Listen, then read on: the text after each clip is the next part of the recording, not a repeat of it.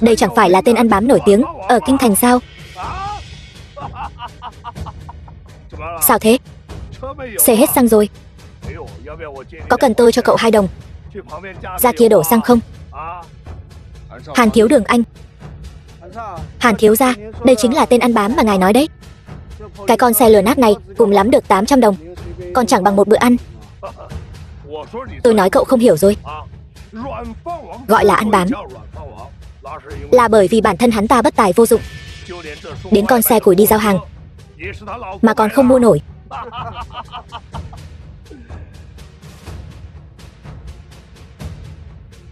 Thưa ngài, xin hỏi ngài cần làm gì ạ? Tôi đến rút tiền. Mời ngài qua bên kia lấy số thứ tự. Theo tôi được biết, hội viên Hắc Kim không cần xếp hàng. Ngài là hội viên Hắc Kim. Mời ngài, đi theo tôi. Khoan đã. Cô em, cô quá ngây thơ rồi. Anh nhắc nhở cô một câu nhé. Cẩn thận kẻo bị lừa. Cô xem, cả người hắn ta có đáng 100 đồng không? Mà này, loại phế vật như hắn ta mà có thẻ Hắc Kim, chẳng phải tôi là người giàu nhất thế giới rồi sao? Thưa ngài, đây là ngân hàng, xin đừng gây rối. Nếu không đừng trách chúng tôi dùng biện pháp mạnh. Nếu ngài thực sự là hội viên Hắc Kim, xin hãy xuất trình thẻ hội viên của ngài. Khoan đã. Nếu người lấy được thẻ hội viên Hắc Kim ra, ta sẽ quỳ xuống gọi người 3 tiếng cha. Nếu người không lấy được ra, người lập tức quỳ xuống gọi ta 10 tiếng ông nội, và lập tức ly hôn với Tiểu Điệp. Dám không? Có gì không dám? Tiên sinh, thẻ hội viên ngân hàng của chúng tôi đều có số hiệu. Ngân hàng chúng tôi không có loại thẻ hội viên hạng thấp này. Tôi đã nói rồi.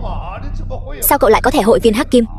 Cái này của tôi không phải thẻ Hắc Kim bình thường, mà là thẻ chí tôn Hắc Kim. Loại người như anh chắc chắn chưa từng thấy. Còn chí tôn Hắc Kim nữa chứ. Đừng nói ngân hàng này không có thẻ chí tôn Hắc Kim. Nếu có, loại phế vật như cậu xứng có sao? Chuyện gì vậy? Quản lý, ngài đến thật đúng lúc. Tên này cầm thẻ giả, cứ khăng khăng nói là hội viên Hắc Kim, thẻ Hắc Kim. Kính chào hội viên chí tôn Hắc Kim tôn kính. Thật ngại quá. Mời ngài đi lối này. Quỳ đi, tôi đang đợi đấy. Cái này, sao tôi không biết ngân hàng các anh có thẻ chí tôn Hắc Kim nhỉ? Tiên sinh, là thế này, ngân hàng chúng tôi quả thực có thẻ chí tôn Hắc Kim, nhưng chỉ dành cho một số người đặc biệt, cho nên người thường không biết. Hàn thiếu đường, anh muốn quỵt nợ sao? Hay là cái thẻ này của cậu là đồ nhặt được? Mời tiên sinh đi lối này.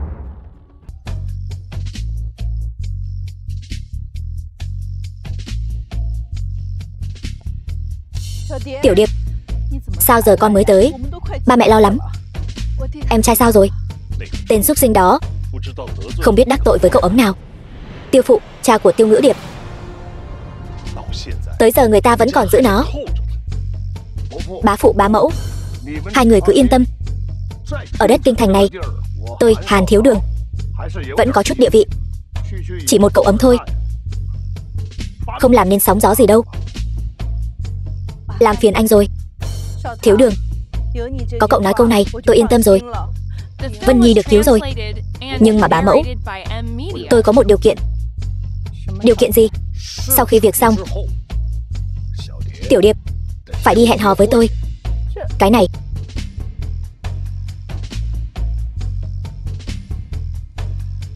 chỉ cần anh đồng ý cứu em trai tôi sẽ đi hẹn hò với anh. Được. Cứu người cứ để tôi lo.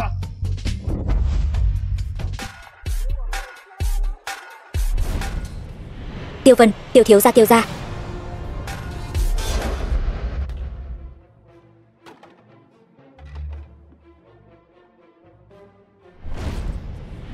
Phương Cao Kiệt, nhị thiếu gia Phương gia.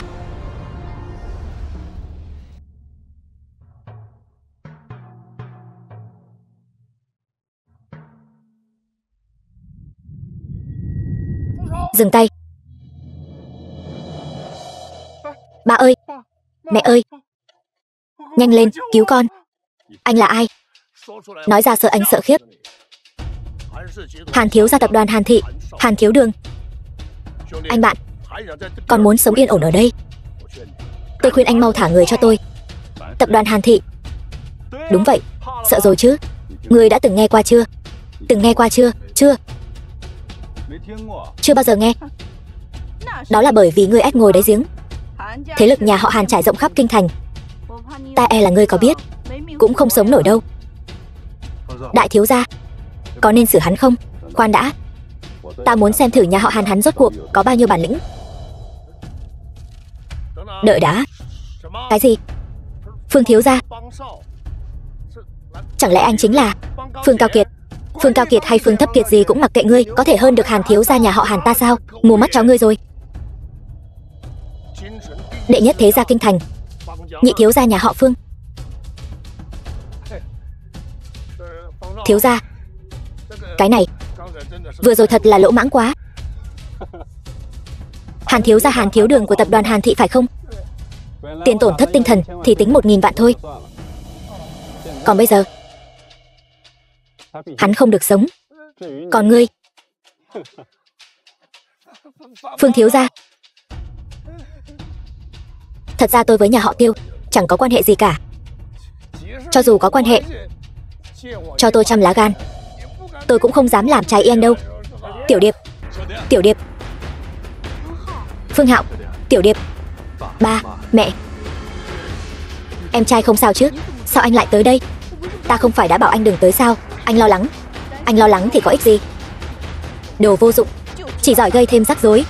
Ba, mẹ, đây là gia đình mà đại ca ở rể. Vậy người này chẳng phải là em vợ của đại ca sao?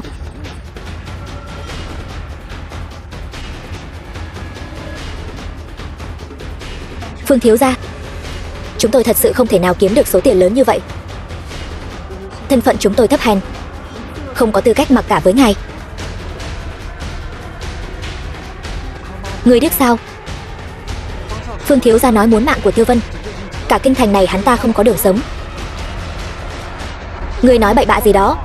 Phương thiếu gia, ngài đánh tôi làm gì? Ta không chỉ đánh ngươi, ta còn muốn lấy mạng ngươi. Tiêu tiểu thư, chỉ là nói đùa thôi. Thật sự không lấy mạng Tiêu Vân. Hai người các ngươi mù hết rồi, còn không mau thả Tiêu Vân huynh đệ xuống. Dạ.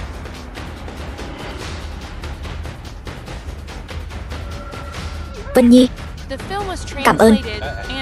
Tiêu tiểu thư, không dám đâu. Vậy chúng tôi xin phép đưa người đi. Nói đùa thôi. Thật sự xin lỗi.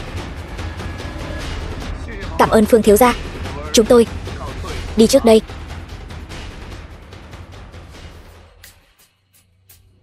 Phương thiếu gia, sao ngài lại thả người đi? Tỷ tỷ của Tiêu Vân này trông xinh xắn thế kia, nếu mà đưa lên giường. Người nói bậy bạ gì đó? Đó là vợ của đại ca ta. Phương thiếu gia đã thả người đi rồi, vậy phải ăn nói thế nào với lão gia?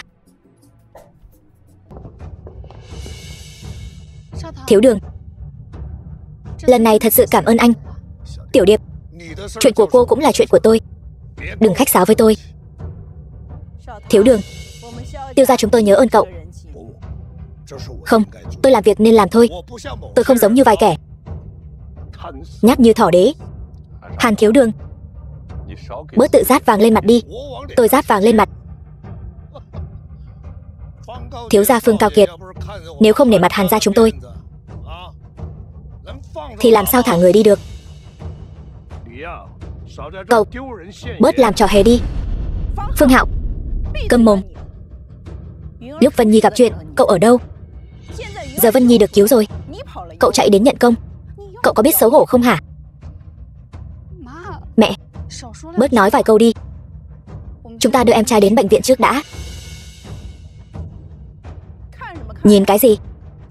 Xe có đủ chỗ không? Tự đi bộ về đi.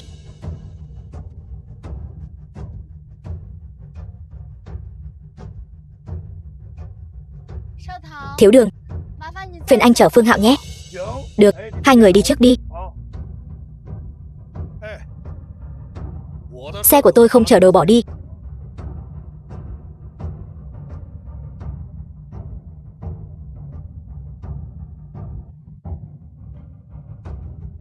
Tự bắt xe đi.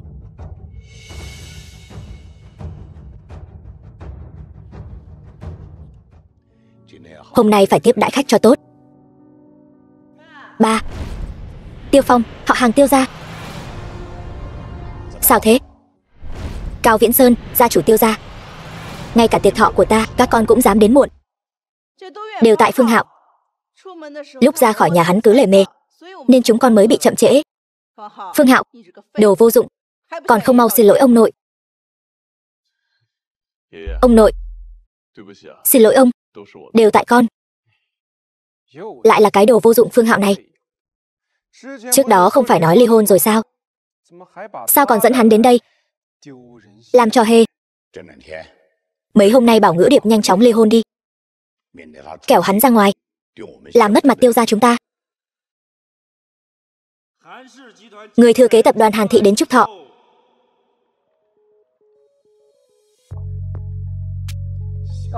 Tiêu lão gia, chúc mừng sinh nhật ông.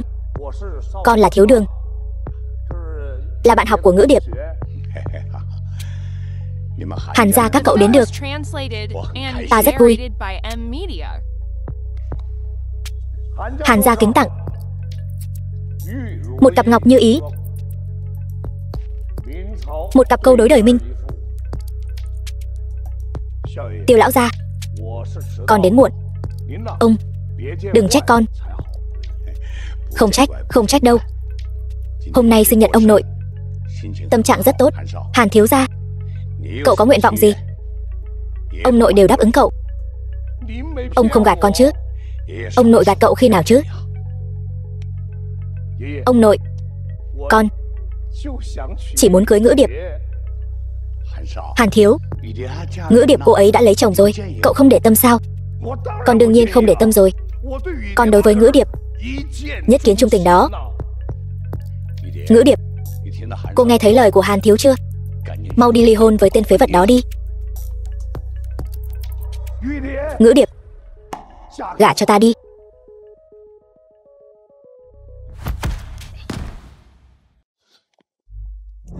Phương Hạo, anh đánh người làm gì vậy? Thiếu Đường, anh không sao chứ? Tôi không sao. Đồ ngốc, còn ngây ra đó làm gì? Một người đàn ông tốt như Thiếu Đường, sau này có muốn tìm cũng khó. Hắn, đàn ông tốt, hắn ở ngoài không biết có bao nhiêu tình nhân. Tiểu Điệp, hắn đối với em căn bản không phải là thật lòng. Hắn chỉ muốn lừa em thôi. Dừng lại. Tấm lòng của tôi dành cho Tiểu Điệp, trời đất chứng giám, không như ai kia. Tên phế vật này không thể cho Tiểu Điệp hạnh phúc cả đời. Cút ngay cho tôi. Tiểu Điệp, anh nói thật với em, thật ra Phương Cao Kiệt là nể mặt anh mới thả Tiêu Vân ra, chẳng liên quan gì đến Hàn Thiếu Đường.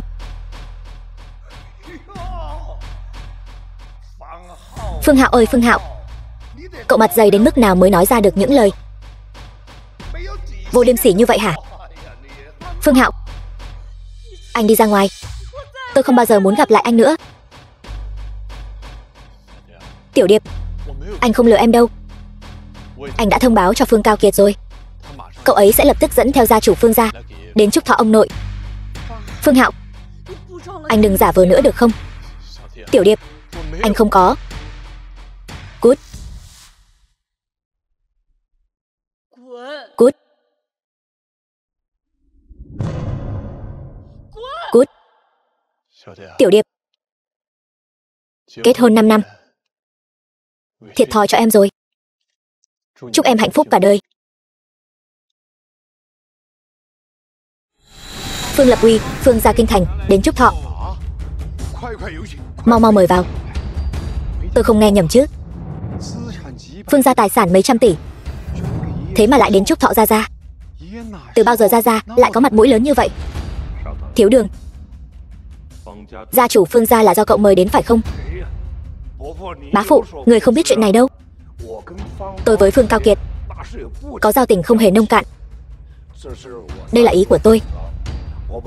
Tôi mời Phương thiếu gia đến, không ngờ cậu ta lại dẫn theo Phương Lập Uy đến đây. Bá phụ, người không giận chứ? Được lắm. Thiếu Đường là người tốt, hơn hẳn cái tên phế vật Phương Hạo. Phương gia chủ, ngài đến dự thọ yến của tôi thật sự lấy làm vinh hạnh. Tiêu gia chủ, khách sáo rồi. Phương thiếu gia, ngài thật nể mặt tôi. Hôm nay Tiêu gia ra làm đại thọ, ngài đã đến dự, tôi thật sự vô cùng cảm kích. Cảm ơn ngài. Ngươi nói gì vậy? Ai nói ta đến là nể mặt ngươi? Cái này, ta thấy ở đây hình như thiếu một người. Thiếu một người? Không thiếu ai cả. Ngươi chắc chứ? Ta chắc chắn. Gia, ngài năm nay thất tuần đại thọ, còn ai chưa đến sao? Người của chúng ta đều đã đến đông đủ rồi chứ? Không, tôi chỉ thuận miệng hỏi thôi. Không đúng, tôi nhớ ra rồi. Vừa rồi chúng ta đúng là có đuổi một người đi. Bất quá chỉ là tên ở rể của Tiêu gia mà thôi. Là một tên phế vật. Đúng rồi, chính là tên phế vật đó. Vừa rồi bị chúng tôi vạch mặt tại chỗ. Chỉ giỏi khoác lác. Đừng nói hắn thảm hại đến mức nào. Tên phế vật các ngươi vừa nói, có phải tên là Phương Hạo không? Phương gia chủ, sao ngài biết được? Phương gia chủ, ngài làm gì vậy? Tiêu Viễn Sơn, người biết Phương Lập uy ta, đường là Phương gia chủ. Sao lại đến chúc thọ cho loại tiểu nhân như ngươi không? Ta không biết. Ta là nể mặt Phương Hạo. Chính là tên phế vật mà các ngươi hết lần này đến lần khác nhắc đến, bị các ngươi nhẫn tâm đuổi đi. Phương gia chủ, ngài đang nói đùa phải không? Phương Hạo đó chỉ là một tên ở rể của Tiêu gia. Cả trên dưới Tiêu gia đến con chó cũng bắt nạt hắn. Sao ngài lại nể mặt hắn được? Phương thiếu gia là nể mặt ta mà. Ngươi là cái thá gì? Cũng xứng để Phương Cao Kiệt ta nể mặt sao? Hôm đó, nếu không phải ta nể mặt Phương Hạo, ngươi nghĩ ngươi và Tiêu Vân đó có thể sống mà rời đi sao? Đừng nói nhảm với bọn họ nữa. Chúng ta đi. Tiểu Điệp, Phương gia chủ, sao lại quen biết Phương Hạo? Tiểu Điệp, con nói gì đi chứ? Tiểu Điệp, cứ yên tâm, hôm nay anh sẽ không để em mất mặt đâu. Đây là một bí mật, bây giờ không thể nói. Anh biết em hiểu lầm anh rất nhiều, cũng không tin anh. Anh sẽ chứng minh cho em thấy 5 năm kết hôn, có khoảnh khắc nào em động lòng với anh chưa? Cút, làm khó em rồi. Chúc em hạnh phúc suốt phần đời còn lại. Tiểu Điệp, xong rồi. Hết thật rồi. Tiêu gia, thôi rồi. Lão gia, ba, ông không sao chứ?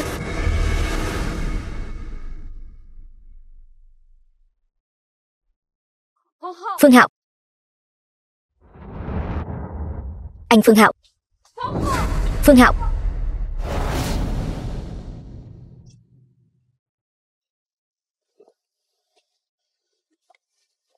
không sao chứ? Sao em lại tới đây? Không phải cô sắp lấy Hàn Thiếu Đường rồi sao? Phương Hạo, tôi sai rồi. Từ đầu đến cuối tôi chưa từng tin tưởng anh. Tha thứ cho tôi một lần được không? Phương Lập Uy đi dự tiệc rồi. Không sao. Cũng tại tôi trước đây quá vô dụng. Cô không tin tôi cũng là điều dễ hiểu. Ông nội, chắc là sợ hết hồn rồi. Đắc tội với Phương gia, ai mà chẳng sợ. Tôi sẽ nói lại với Phương Lập Uy một tiếng. Về nhà thôi.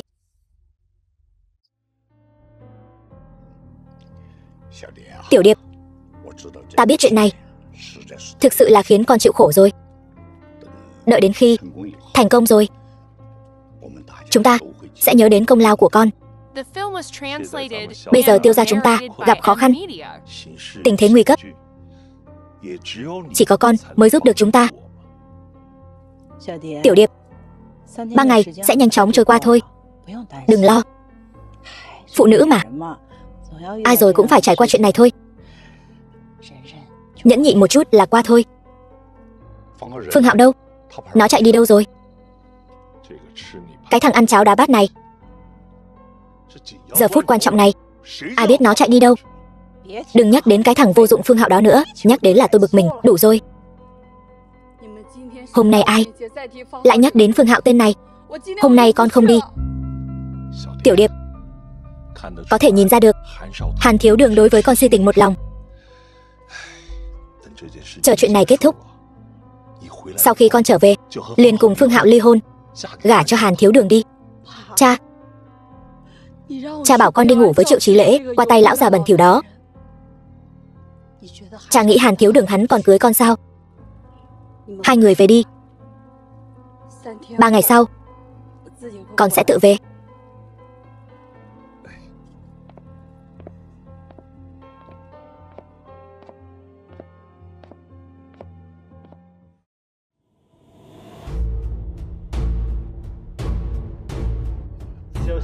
Tiêu tiểu thư quả nhiên rất xinh đẹp.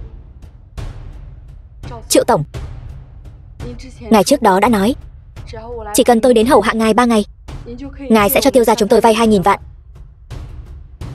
Ngài sẽ không nuốt lời chứ? Tiêu tiểu thư, chuyện tôi đã hứa, đương nhiên sẽ không nuốt lời. Bất quá, nói ra thì cô số cũng tốt, được chủ tịch của chúng tôi để mắt tới. Chỉ cần cô hầu hạ hắn ta cho tốt, vinh hoa phú quý, sau này hưởng thụ không hết. Ngược lại, nếu cô đắc tội với hắn ta,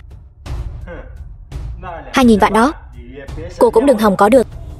Triệu tổng, chúng ta trước đó không phải đã nói rõ rồi sao?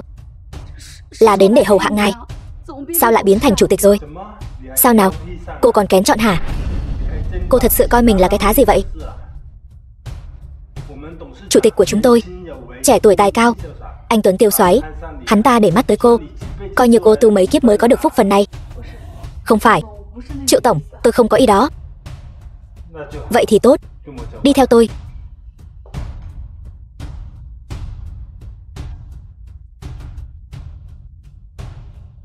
Tiêu tiểu thư, mấy ngày nữa, cô phải hầu hạ chủ tịch của chúng tôi cho tốt, khiến chủ tịch của chúng tôi vui vẻ. Đừng nói là 2.000 vạn, 200 triệu cũng không thành vấn đề. Bây giờ, chủ tịch của chúng tôi đang ở bên trong.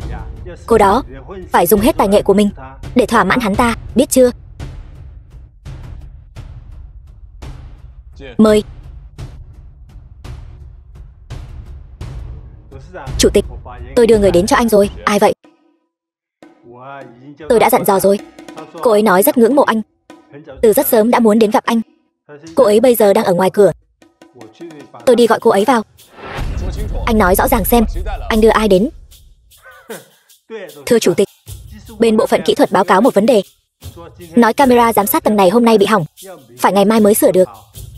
Hôm nay cái gì cũng không ghi hình được.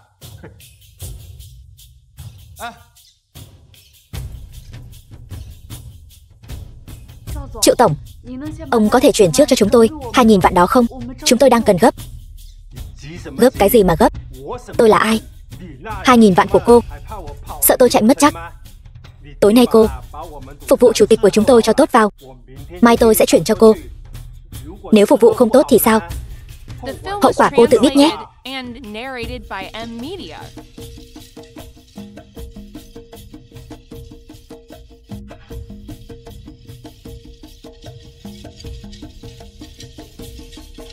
Chủ tịch, tôi là Tiêu Ngữ Điệp, mời ngài thưởng thức.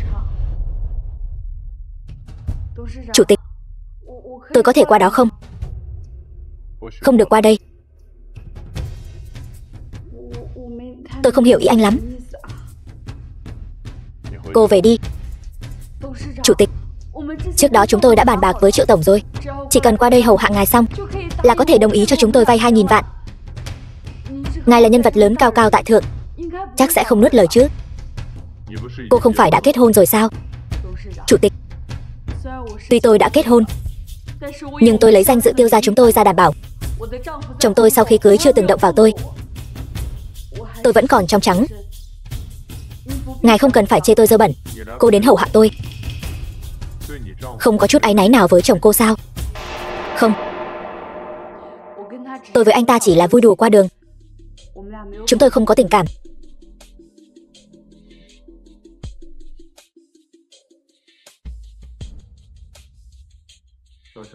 Tiêu tiểu thư, cô đẹp đấy. Chủ tịch, anh muốn làm gì, tôi đều có thể phối hợp với anh.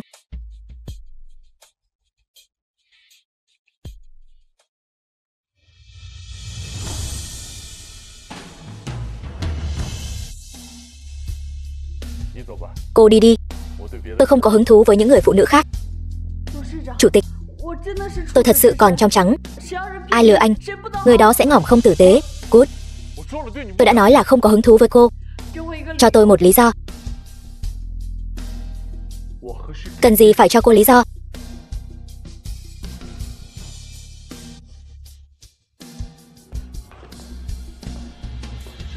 Cô bị thần kinh sao? Chi phiếu tôi đã chuẩn bị cho cô rồi.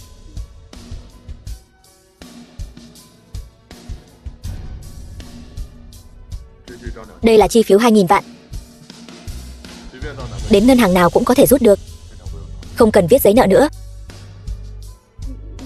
Tại sao anh lại giúp tôi? Tôi chưa bao giờ ép người khác làm việc họ không muốn làm. Cô là một cô gái thuần khiết. Tôi không muốn vì những chuyện này mà làm vấy bẩn cô. Chủ tịch, cảm ơn anh. Vậy tôi có thể đi được chưa? Đi đi. Chủ tịch, tôi có thể nhìn xem anh trông như thế nào không? Đừng thử thách sự kiên nhẫn của tôi. Có tin một cuộc điện thoại của tôi là có thể biến chi phiếu này thành giấy lộn không?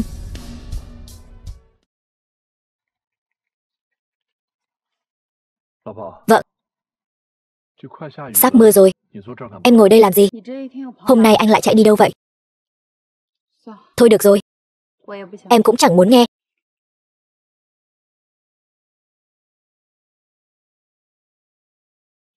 Bộ đồ vest này của anh ở đâu ra vậy? Anh tìm được việc ở một công ty môi giới bất động sản gần đây. Bộ vest này là của công ty. Phải rồi. 2.000 vạn kia, em vay được chưa? Vay được rồi. Vậy thì tốt. Về nhà thôi. Đi thôi. Mọi người đừng lo. Tiểu Điệp nhất định sẽ vay được tiền về. Tiểu Điệp, sao con về nhanh vậy? Chuyện gì thế? Không phải con đã đồng ý đi với Triệu Tổng 3 ngày sao? Sao con lại tự ý bỏ về như vậy? Tiêu Ngữ Điệp, mẹ đã dặn dò con thế nào? Ngàn lời căn dặn, nhất định phải hầu hạ Triệu Tổng cho tốt. Vay cho được 2.000 vạn, giải quyết nguy cấp cho Tiêu gia chúng ta. Vậy mà chưa được một ngày con đã về rồi. Mọi người nói năng kiểu gì vậy? Khó khăn hiện tại của Tiêu gia liên quan gì đến Tiểu Điệp? Chẳng phải do một tay các người gây ra sao? Đàn ông thì ăn chơi trác táng, cái gì cũng dính. Đàn bà thì hoang phí, không biết tiết kiệm. Tiêu gia như vậy, cho các người mấy trăm tỷ cũng sẽ bị phung phí hết.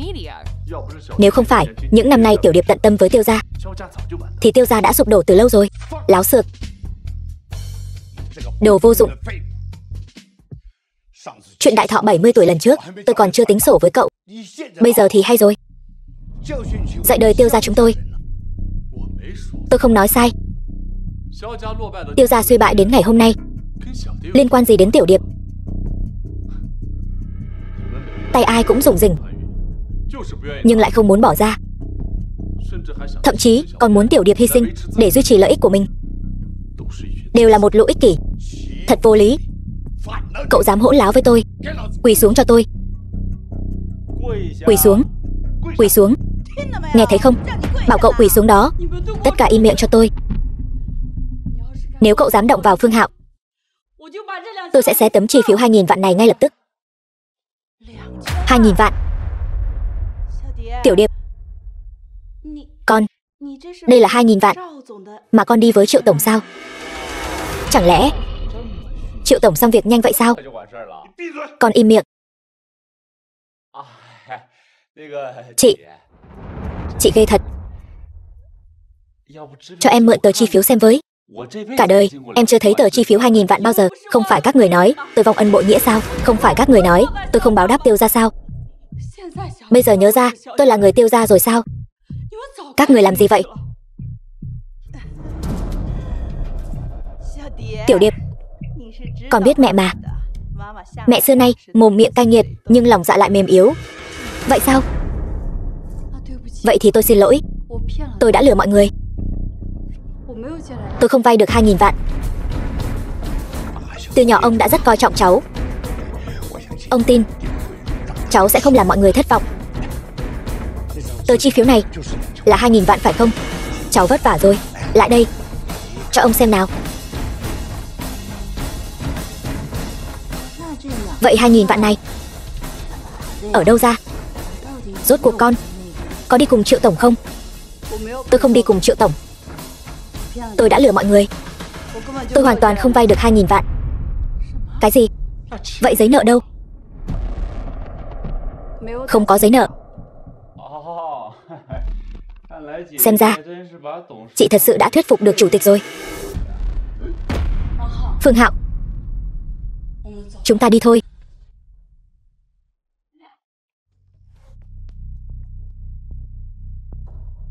Tập đoàn Tiêu Thị.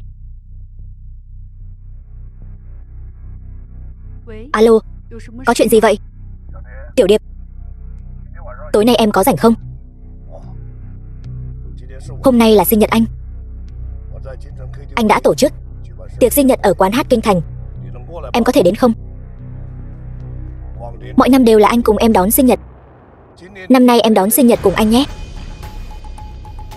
Được rồi. Tốt quá. Em đến được anh vui lắm. Anh đợi em nhé. Chỉ sợ em không tới thôi. Đến rồi thì em đừng hòng chạy thoát.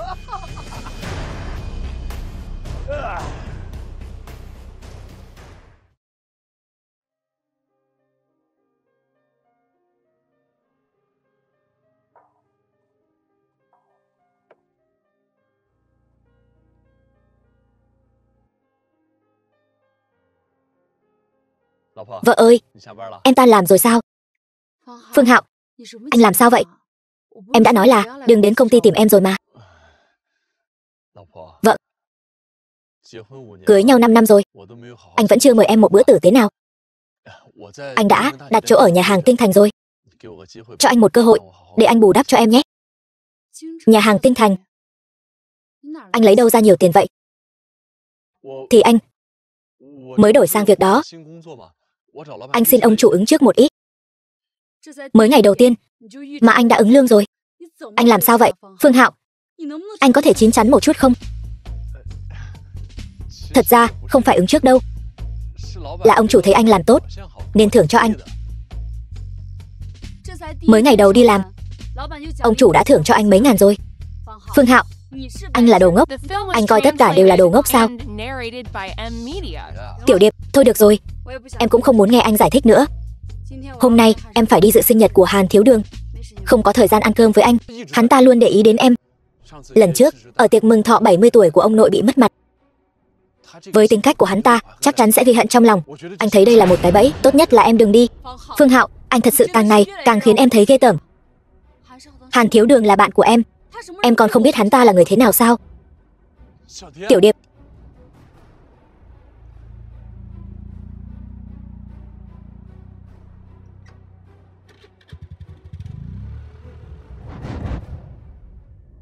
quán hát Kinh Thành.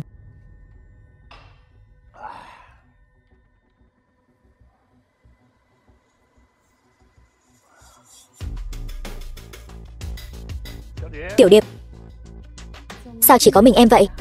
Mọi người đâu? Hôm nay đối với anh là một ngày rất đặc biệt. Sinh nhật của anh chỉ muốn đón sinh nhật cùng người anh yêu nhất. Em vẫn chưa ly hôn mà. Anh làm vậy không ổn lắm đâu. Đây là bánh kem em mua cho anh xem đi. Cảm ơn. Mời em ngồi.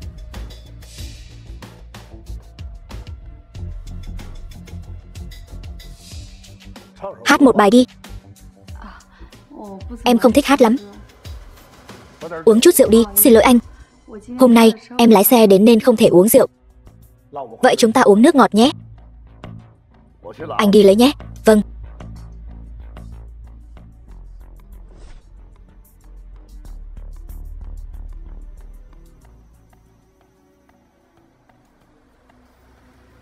Nước ngọt. Hôm nay là sinh nhật anh. Nào cạn ly. Được. Chúc anh sinh nhật vui vẻ. Cảm ơn.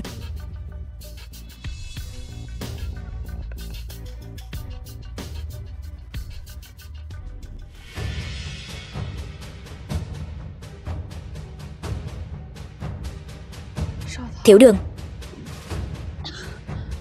Em hơi khó chịu. Hay là em đi trước nhé. Đi sao? Còn sớm mà. Không được. Em quá khó chịu rồi. Em đi trước đây. Khoan đã. Bánh sinh nhật này còn chưa ăn mà. Em không nể mặt anh gì cả. Hàn Thiếu Đường. Em thật sự phải đi rồi. Chờ chút. Bây giờ có phải mặt nóng, chân tay rã rời không? Giờ có phải rất khao khát được đàn ông sủng hạnh không? Anh cho em ăn cái gì? Ăn cái gì?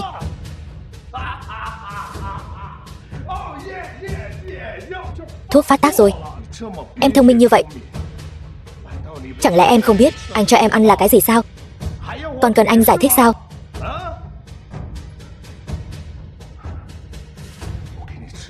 Anh cho em ăn thứ này. Bây giờ có phải em cảm thấy chân tay rã rời, mặt thì nóng, toàn thân nóng ran? Bây giờ có phải vô cùng khao khát được đàn ông sủng hạnh không? Anh đang phạm pháp đó. Anh mà sợ cái đó sao? Anh lại rất tò mò. Bình thường em rất lạnh lùng, khinh thường anh như vậy.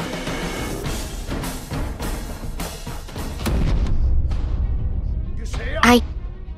Hàn Thiếu Đường. Mày chán sống rồi. Mày mới chán sống đó. Đừng đánh nữa. Tôi sai rồi.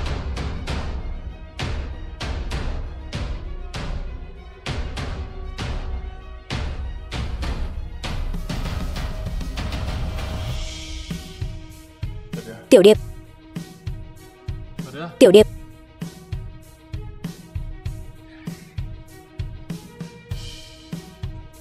Em không sao chứ? Cứu tôi. Chủ tịch, xin lỗi, tôi tới trễ rồi. Giới thiệu một chút, đây là ông chủ Tôn của quán hát. Ông chủ Tôn, ông chủ quán hát Kinh Thành. Ông chủ Tôn, có người ở quán của anh hạ thuốc, làm ra loại hành vi hèn hạ vô liêm sỉ này. Anh nói nên làm sao đây? Hạ thuốc sao? Cái thứ hạ lưu này, tôi lăn lộn nhiều năm như vậy, hận nhất là loại cưỡng gian hèn hạ vô liêm sỉ. Người đâu? Dạ, bắt hắn lại đưa đến đồn công an để pháp luật trừng trị hắn. Chủ tịch, nếu hắn không nhận được hình phạt thích đáng thì cứ hỏi tội tôi. Chủ tịch, xin hỏi anh còn gì phân phó không? Lấy 2 chai nước và khăn mặt tới đây. Được, đi ngay.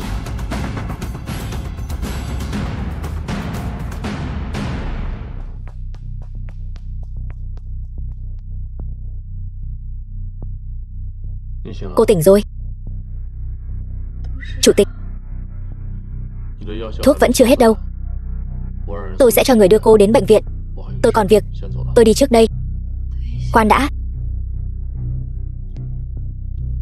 Sao vậy?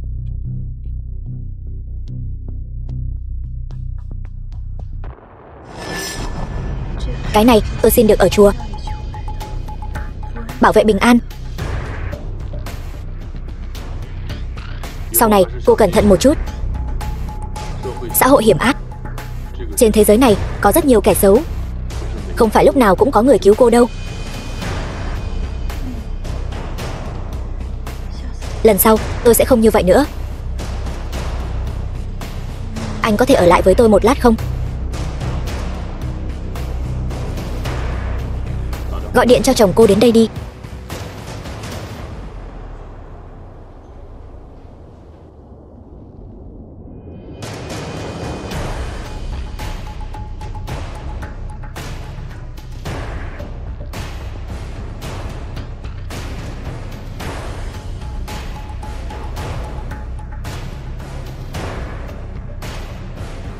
Cô bị sao thế này?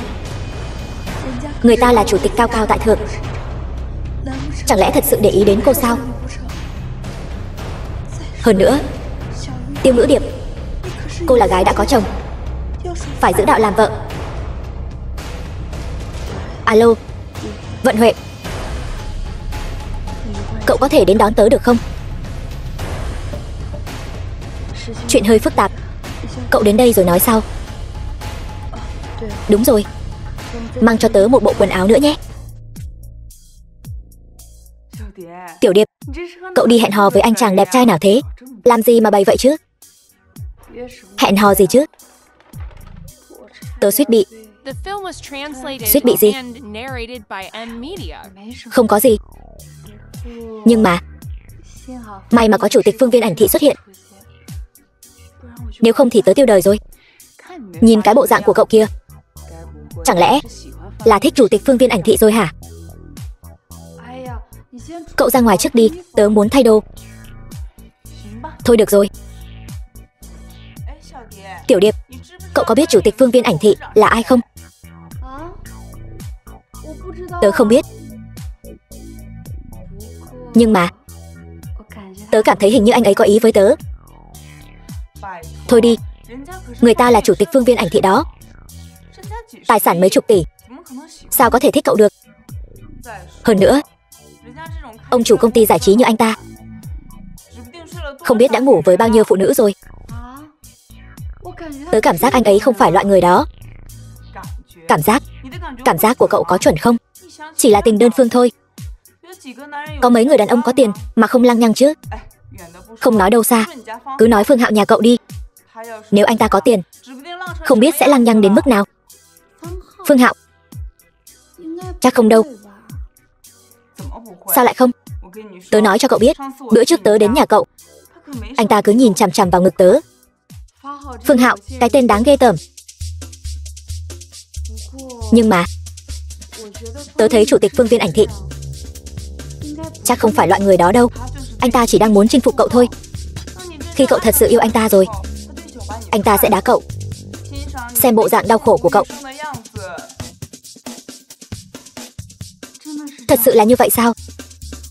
Hai đứa mình là bạn thân mà. Tớ hại cậu làm gì? Tiểu Điệp, nếu cho cậu một cơ hội, cậu sẽ chọn chủ tịch Phương Viên Ảnh Thị hay Phương Hạo? Theo tớ thì hai tên đó đều chẳng ra gì. Cậu nên tránh xa bọn họ thì hơn. Thôi được rồi, đừng nói nữa.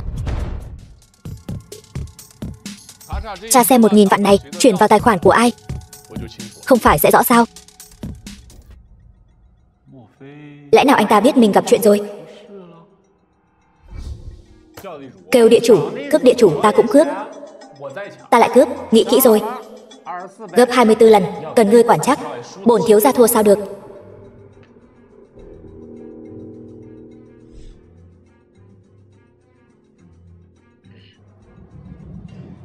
Ba lá kèm một bom. Tôi cũng vậy. Ta cũng bom. Ta lại bom. Tiếp tục bom. Vương bom. Hết bom rồi. Đưa tiền đi, Tiêu thiếu gia, tổng cộng 1.036 vạn đấy. Nào, đưa tiền. Ta tạm thời không lấy được nhiều tiền như vậy. Không lấy được cũng không sao. Dễ thôi, viết giấy nợ đi. Cứ viết 1.000 vạn chẵn, không cần tiền lẻ của ngươi. Nếu một tháng không trả hết, thì toàn bộ cổ phần Tiêu gia các ngươi đều cho ta và Triệu tổng. Viết đi.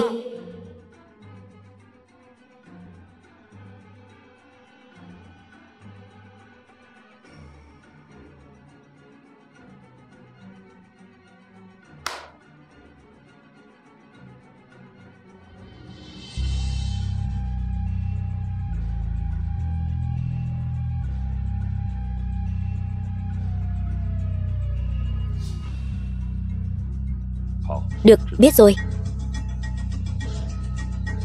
Ba, tra ra rồi. Ai?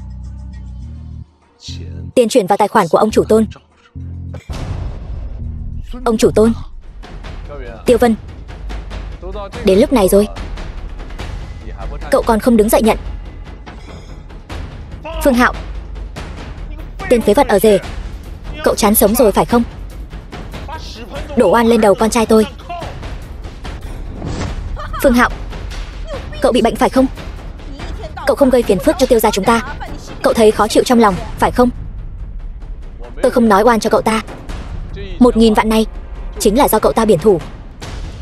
Bạn tôi thấy cậu ta thường xuyên lui tới thế giới ngầm của ông chủ Tôn, ném tiền vào đó ao ao. Tôi đã sớm biết anh thù với tôi, cứ nghĩ tôi bảo vợ anh đi hầu hạ những tên đàn ông khác, cho nên bây giờ anh vu oan giá họa cho tôi, đổ lỗi lên đầu tôi phải không? Phương Hạo, có phải cậu cảm thấy tôi đuổi Ngữ Điệp ra khỏi hội đồng quản trị nên căm hận trong lòng, đến đây vu oan giá họa đúng không? Chỉ vì chút cổ phần còn con, chị liền giúp người ngoài đổ oan lên đầu tôi. Tiểu Điệp, em yên tâm, anh sẽ không để em chịu uất ức đâu. Phương Hạo, anh câm miệng cho em. Anh đừng làm em mất mặt. Mấy năm nay em vì anh mà chịu biết bao nhiêu ấm ức, vẫn chưa đủ sao? Đã nói bao nhiêu lần rồi, đừng có gây chuyện thị phi bên ngoài nữa, đừng gây rắc rối cho em. Chị, nói hay lắm. Đồ ở rể hèn hạ, còn dám ở đây lên giọng hống hách. Đáng đời. Ai bảo cậu đổ oan lên đầu Vân Nhi của tôi?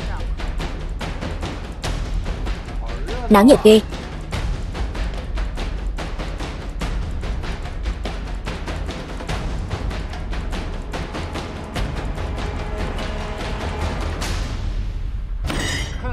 Xem ra tôi đến đúng lúc rồi. Ông chủ Tôn, ngọn gió nào đưa anh đến đây vậy? Tình cờ ghé qua đây dùng bữa, tiện thể đòi nợ. Ông chủ Tôn, ngài nói đùa phải không?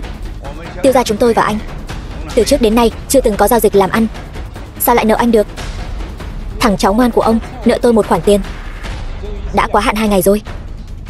Nếu không trả, tôi sẽ ném nó xuống sông cho cá ăn. Chuyện này tôi thật sự không biết gì cả. Ý của Tiêu gia chủ là muốn quỵt nợ sao? Sao chúng tôi dám quỵt nợ anh chứ? Nó rốt cuộc nợ anh bao nhiêu tiền? Không nhiều, cả gốc lẫn lãi là 1.650 vạn. Hôm kia đã trả 1.000 vạn rồi, còn thiếu 650 vạn. Hôm nay gom đủ 650 vạn này. Nếu không gom đủ, cô gái này nhà ông trông cũng được đấy. Ông đem cô ta ra thế nợ đi. Cái gì? 650 vạn 2 ngày mà anh đòi lãi mấy vạn? Ông chủ Tôn, đây là hiểu lầm. Chúng tôi thật sự không thể nào lấy ra được số tiền lớn như vậy. Anh thấy thế này được không? Tôi đưa cháu gái đến nhà anh. Anh muốn chơi mấy ngày thì chơi. Ông nội, ông nói gì vậy? Tiểu Điệp, em yên tâm, dù cả thế giới bỏ rơi em, anh cũng sẽ luôn ở bên em. Cảm ơn. Ông chắc chắn muốn đưa cháu gái cho tôi chứ? Nếu anh còn thấy chưa đủ, thế này đi, tôi tặng anh luôn 5% cổ phần trong tay nó. Được, cứ quyết vậy đi. Người đâu? Bắt tên tiểu tử Tiêu Vân này lại cho tôi, ném xuống biển cho cá mập ăn, cho nó biết chữ ngỏng viết như thế nào. Dạ.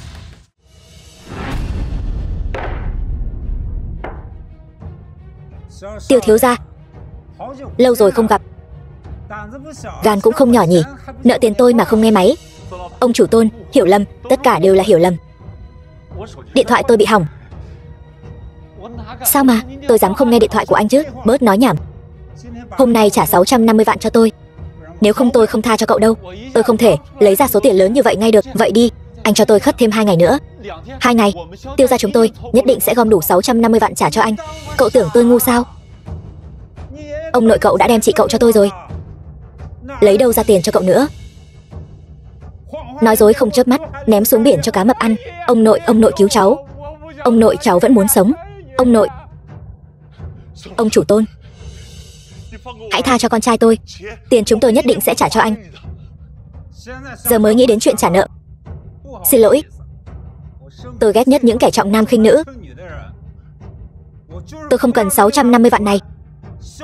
Tiêu Vân nhất định phải bị quăng cho cá mập. Ông chủ Tôn, tôi biết anh mạnh, nhưng Tiêu gia chúng tôi cũng không dễ bắt nạt. Tôi nói cho anh biết, anh dám động đến Tiêu Vân, chúng tôi sẽ chơi với anh đến cùng. Chơi đến cùng? Ông chơi đi. Gọi người đi. Gọi điện thoại đi. Ông dám gọi điện thoại thì không phải chỉ mình Tiêu Vân bị quăng xuống cho cá mập ăn đâu, mà là cả nhà họ Tiêu nhà ông đó. Vợ, em có muốn giành lại những gì đã mất ở Tiêu gia, khiến họ phải ăn năn hối lỗi với em không? Phương Hạo, anh đang nói gì vậy? Vợ, em còn nhớ anh đã nói sẽ bảo vệ em không? Những uất ức em phải chịu ở Tiêu gia, anh sẽ đòi lại cho em. Phương Hạo, anh muốn làm gì? Anh lại muốn gây chuyện với em nữa, phải không? Vợ, sao anh lại gây chuyện cho em chứ? Tin anh đi. Anh Tôn, anh oai phong quá. Mọi người ở đây đều sợ anh. Phương Hạo, cút ra ngoài cho tôi. Ở đây không có chỗ cho cậu lên tiếng. Phương Hạo, cậu chán sống rồi hả? Dám nói chuyện với ông chủ Tôn như vậy, mau quỳ xuống xin lỗi anh ấy đi. Ông chủ Tôn, cậu ta là con rể nhà chúng tôi, đầu óc hơi không tỉnh táo. Anh đừng chấp nhặt với cậu ta. Ông Tiêu, gan ông lớn thật đó. Xin lỗi anh Phương, tôi không biết anh ở đây. Tôi cũng không biết Tiêu Vân là bà con của anh. Không sao. Thằng nhãi Tiêu Vân này tôi không quen. Anh muốn làm gì thì cứ làm. Đã nói vậy thì tôi không khách sáo nữa. Thằng nhãi Tiêu Vân này nợ tiền tôi không trả, tôi sẽ không tha cho cậu ta. Phương Hạo, hóa ra cậu quen ông chủ Tôn. Giỏi đó. Không dám. Tôi chỉ là một tên phế vật ở rể thôi. Ở đây, ngay cả tư cách lên tiếng cũng không có. Giỏi gì chứ? Phương Hạo, vừa rồi chúng tôi chỉ đùa với cậu thôi. Cậu không chấp nhặt với tôi chứ? Dù nói thế nào thì hãy nể mặt Tiểu Điệp. Cứu Tiêu Vân đi. Chuyện này tôi nghe theo Tiểu Điệp. Vợ, chỉ cần em gật đầu, anh có thể cân nhắc nói chuyện với ông chủ Tôn vài câu. Tiểu Điệp, con khuyên Phương Hạo đi. Nói thế nào thì cũng phải cứu em con. Tiểu Điệp à, dù sao thì Tiêu Vân cũng là em trai ruột của cháu. Cháu không thể trơ mắt nhìn nó ngỏm được.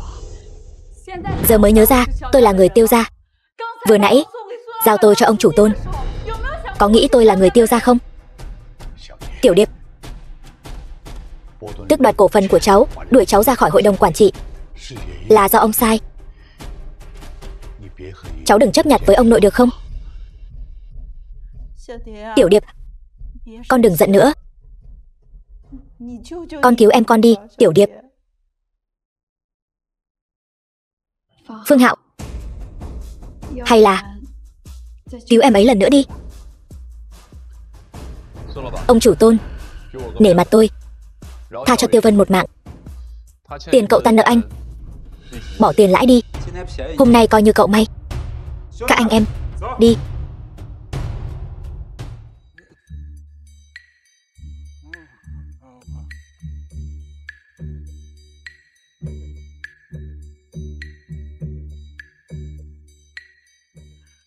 Vợ, em đừng rời xa anh. Vợ ơi, em đừng bỏ anh. Mau lái xe đi.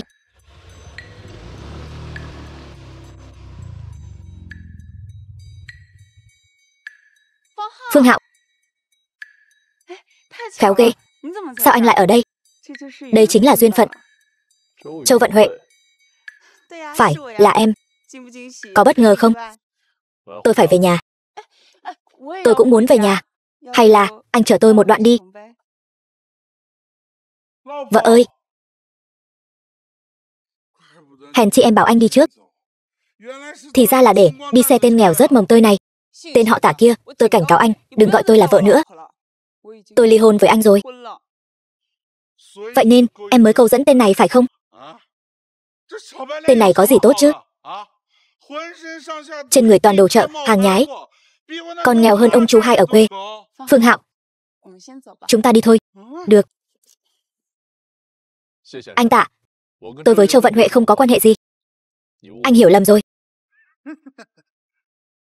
Sao vậy? Sợ rồi hả? Đồ rác rưởi, dám tranh giành phụ nữ với tôi. Qua đây. Từ đây trôi qua, tôi sẽ tha cho cậu.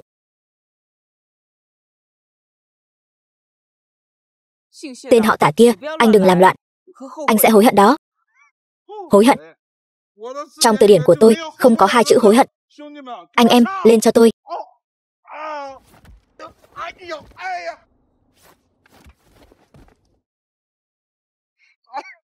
Cậu. Tôi nói cho cậu biết. Cậu đừng manh động. Quỳ xuống. Đại ca. Đại ca. Anh rộng lòng. Tha cho tôi đi. Cút. Được, đi đi.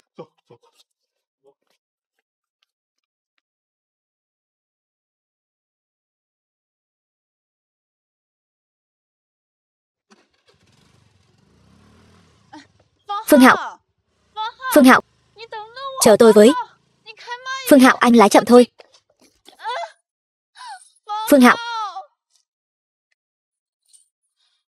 Phương Hạo ơi.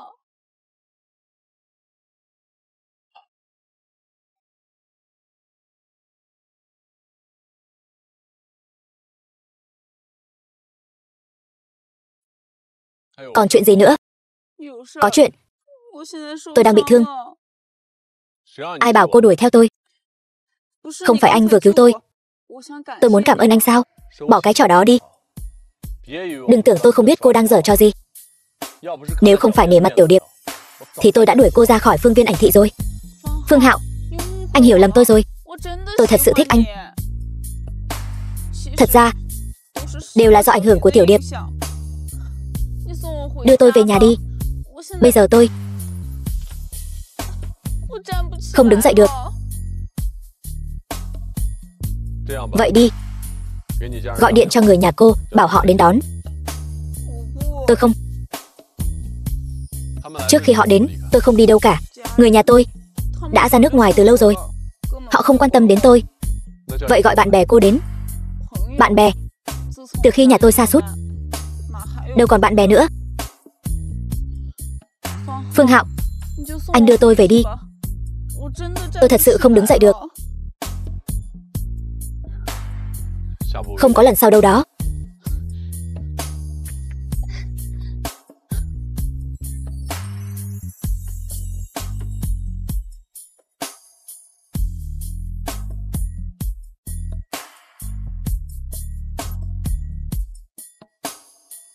Tự đi được không? Tôi không đi được. Được, vậy tôi đưa cô đến bệnh viện. Không cần. Tôi về nhà trường đá là được rồi.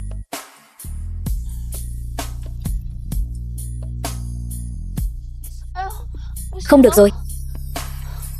Đau quá. Sao vậy? Tôi đau quá. Tôi đi không nổi nữa rồi. Anh còn không đỡ tôi.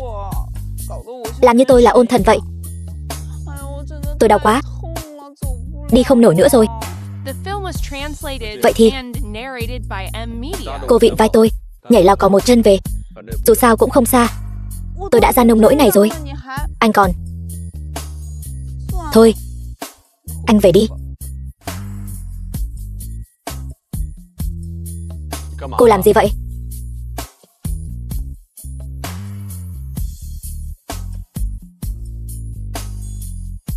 Thôi, đừng khóc nữa.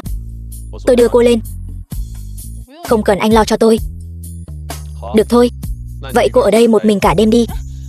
Tôi sẽ nói với Tiểu Điệp anh bắt nạt tôi. Tôi bắt nạt cô lúc nào? Anh đang bắt nạt tôi đó. Vậy cô muốn thế nào? Tôi muốn anh cõng tôi lên.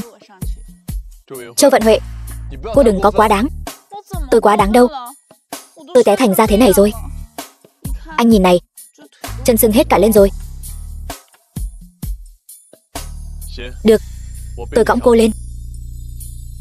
Nhưng tôi cảnh cáo cô, sau này không được lấy Tiểu Điệp ra uy hiếp tôi nữa. Còn thân phận của tôi không được nói với Tiểu Điệp. Nhất định.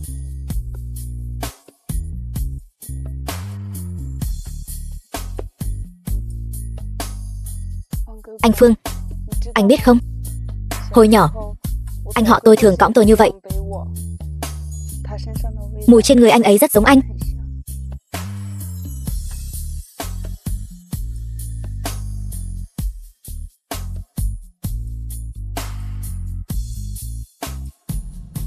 Tới rồi, tôi đi đây.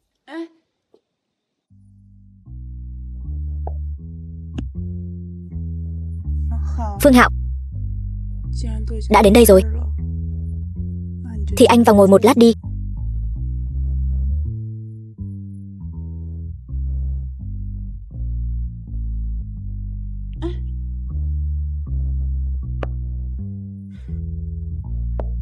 Anh chạy được sao? Xem anh chạy được tới bao giờ. Tôi biết điểm yếu của anh rồi. Lần sau nhất định tôi sẽ bắt được anh. Được, lát nữa cháu sẽ gặp cậu ấy. Phương Hạo, mấy giờ rồi mà còn ngủ ở đây? Thẩm Chí Minh, nhân viên của Phương Viên Ảnh Thị. Cô, sao con rể nhà cô lại ngủ ở phòng khách vậy? Con rể gì cơ? Thì là ở rể đó. Giờ làm ở rể cũng không ra hồn. Tối qua không biết đi lăng nhăng với cô nào, bị Tiểu Điệp bắt quả tang. Đứng ngây ra đó làm gì? Mang nước cho khách.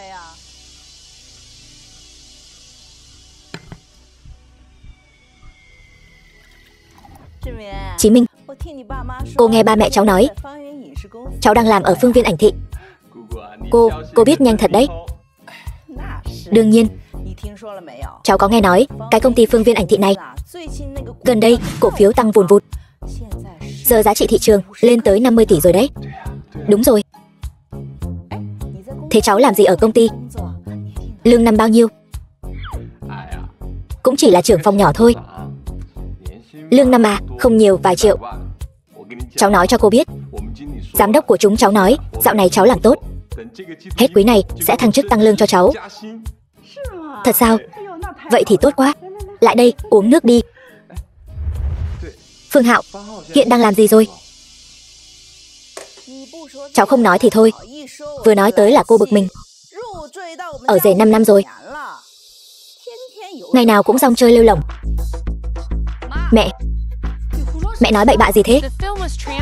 Phương Hạo đã tìm được việc mới rồi. Việc mới gì chứ? Công việc môi giới nhà đất mà con nói trước đó sao? Đó mà là công việc gì? Ai làm trả được. Một tháng kiếm được vài nghìn đồng. So với Chí Minh nhà ta thì không thể nào sánh bằng. Cô nói vậy không được. Môi giới nhà đất cũng là công việc mà. Vẫn hơn là chạy vặt, giao đồ ăn chứ hả? Người với người không nên so sánh. Cô không thể lấy cháu ra để yêu cầu anh ấy. Theo tôi được biết, Phương Viên Ảnh Thị yêu cầu tuyển dụng rất nghiêm ngặt. Ít nhất phải tốt nghiệp đại học trở lên mới có tư cách được tuyển dụng. Thẩm Chí Minh, cậu tốt nghiệp cấp 3, lấy tư cách gì vào Phương Viên Ảnh Thị hả? Anh nói xàm vừa thôi. Tôi vào bằng khả năng của mình. Anh dựa vào đâu mà nói tôi dùng quan hệ? Tôi Thẩm Chí Minh, năng lực làm việc giỏi, đi đến đâu cũng có người cần. Vậy cậu nói thử xem, năng lực lớn nhất của cậu là gì? Bốc phét, nịnh hót, hay là ba hoa khoác lác? Ngay cả những việc này cậu cũng không làm được. Bốc phét thu nhập cả triệu gì chứ? Anh im miệng. Công việc anh còn không có. Phương Hạo, anh đồ vô dụng, không có công việc. Phương Hạo, Bản thân cậu là đồ vô dụng bất tài. Mẹ, con chỉ thuận miệng nói thế thôi. Ai ngờ cậu ta phản ứng mạnh thế. Sao con phải xin lỗi? Cậu học được cách cãi lại rồi đấy sao? Phương Hạo, tôi cho cậu hai đường. Một là cậu lập tức lăn lại đây xin lỗi Chí Minh. Hai là cậu cút ra ngoài cho tôi. Sau này đừng bao giờ quay về nhà chúng tôi nữa.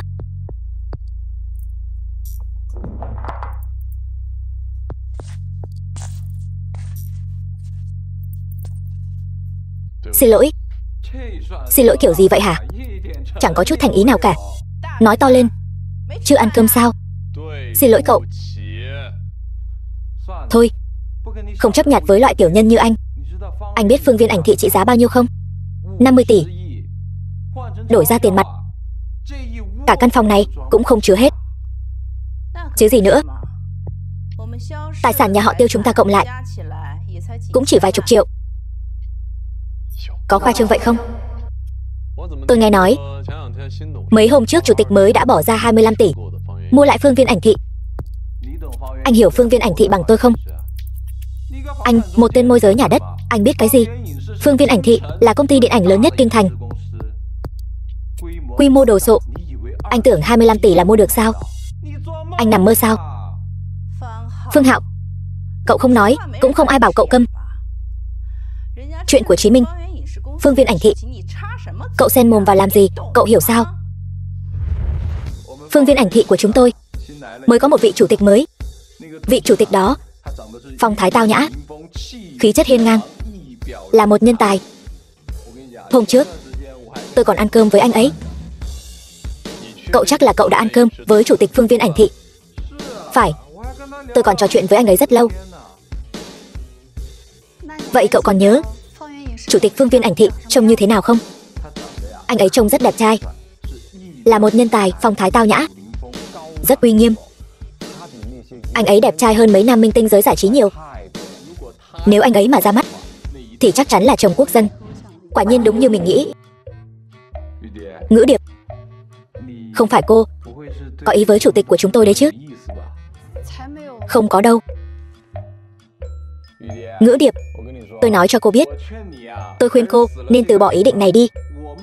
Chủ tịch của chúng tôi không biết bao nhiêu phụ nữ muốn nhào vào lòng anh ấy. Cô, dù gì cô cũng đã kết hôn rồi. Như vậy e là không thích hợp.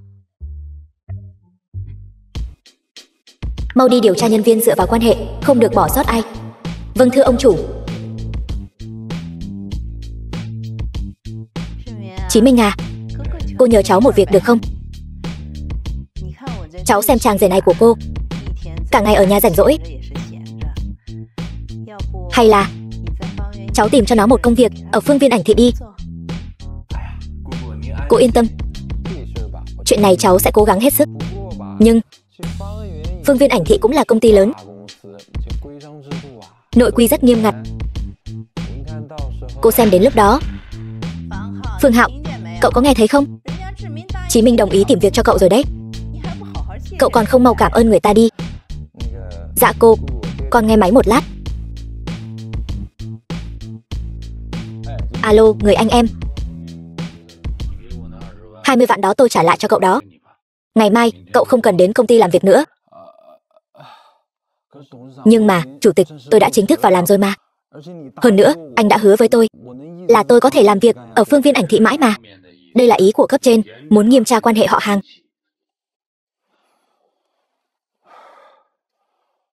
Sao thế? Cô, cháu còn có việc, cháu đi trước. Ăn cơm rồi hãy đi chứ. Tiểu Điệp, con nói thật với mẹ, con với vị chủ tịch phương viên ảnh thị này, hai người có... Mẹ, thật sự không có gì cả. Chủ tịch phương viên ảnh thị là người chính nhân quân tử. Sau này con lại gặp anh ấy lần nữa, con lại gặp cậu ấy lần nữa, chính là hôm sinh nhật Thiếu Đường. Tiểu Điệp, Tiểu Điệp, Tiểu Điệp.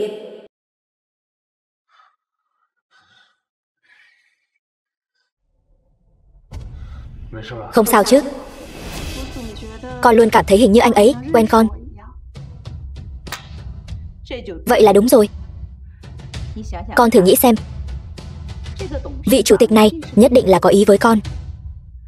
Nếu cậu ấy không có ý với con, cậu ấy sẽ âm thầm bảo vệ con. Sao cậu ấy biết con gặp chuyện ở quán karaoke nào chứ? Cậu ấy chắc chắn là thích con rồi.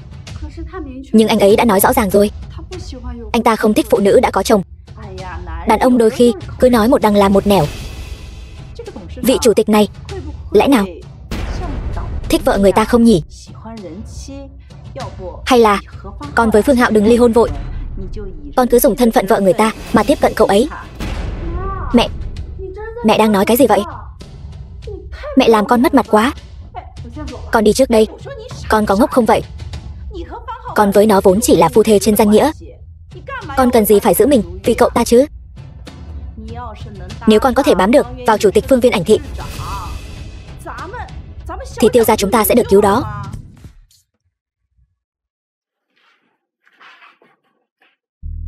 Tối mai rảnh không? Rảnh. Sao vậy? Mai là sinh nhật bạn thân của tôi, Châu Vận Huệ. Chồng cô ấy đã đặt một phòng lớn, mời chúng ta tới. Nghe nói còn có Vương Tuấn Tỷ đến hát nữa. Cậu có muốn đi cùng không? Chính là tiểu thịt tươi đó. Không phải là chưa bao giờ cho tôi tham gia các hoạt động xã giao của cô sao? Không đi thì thôi. Đi, tôi nhất định đi. Tôi nhất định sẽ đi. Cậu đi cũng được, nhưng nhất định phải nghe lời tôi. Đừng ăn uống lung tung. Tuyệt đối đừng gây phiền phức cho tôi. Được không? Biết rồi. Được. Vậy tối mai cậu đến đón tôi tan làm, chúng ta cùng đi tới đó. Được. Chúc mừng sinh nhật. Chúc mừng sinh nhật. Tiểu Điệp, Phương Hạo, cuối cùng hai người cũng đến rồi, mau ngồi đi. Phương Hạo, tối nay tôi sẽ cho anh mất mặt ngay trước vợ anh. Được rồi, tôi không vòng vo nữa. Tối nay hai cô gái của chúng ta rất thích Vương Tuấn Tỷ. Vì vậy tôi đã bỏ ra rất nhiều tiền mời Tuấn Tỷ đến đây hát cho chúng ta một bài. Anh Phương, anh có vẻ khinh thường Tuấn Tỷ của chúng tôi nhỉ? Chỉ là một ngôi sao hết thời thôi mà, có gì ghê gớm chứ? Cho dù anh ta có đến, trước mặt chúng tôi cũng phải cung kính. Vương Hạo, anh đừng nói nữa được không? Sao anh lúc nào cũng là quẻ thế? Toàn làm tôi mất mặt. Lát nữa Tuấn Tỷ vào, anh có thể ngậm miệng lại được không? Tôi không muốn để anh ấy đến vui vẻ mà. Về buồn bã. Cô không muốn để cậu ấy về buồn bã, mà để tôi buồn bã sao? Phương Hạo, anh hiểu lầm rồi.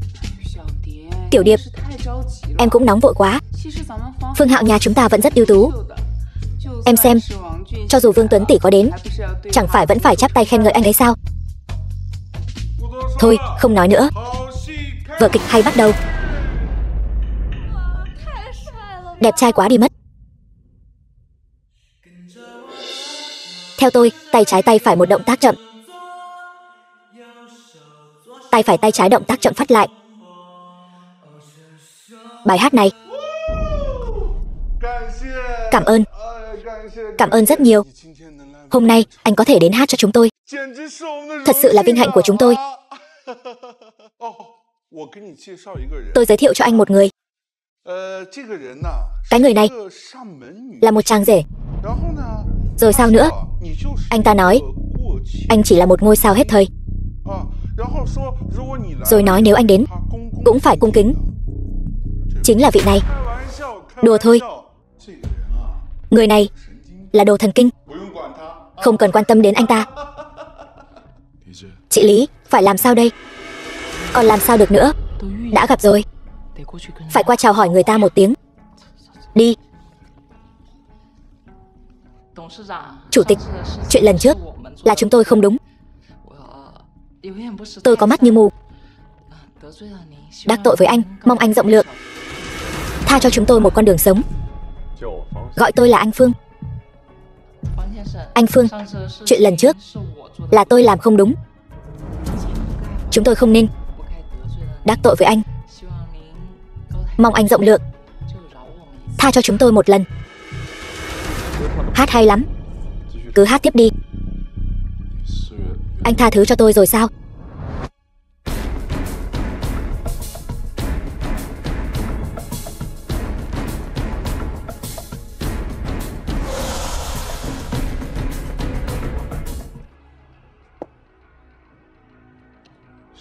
Tiểu Điệp, Tiểu Điệp,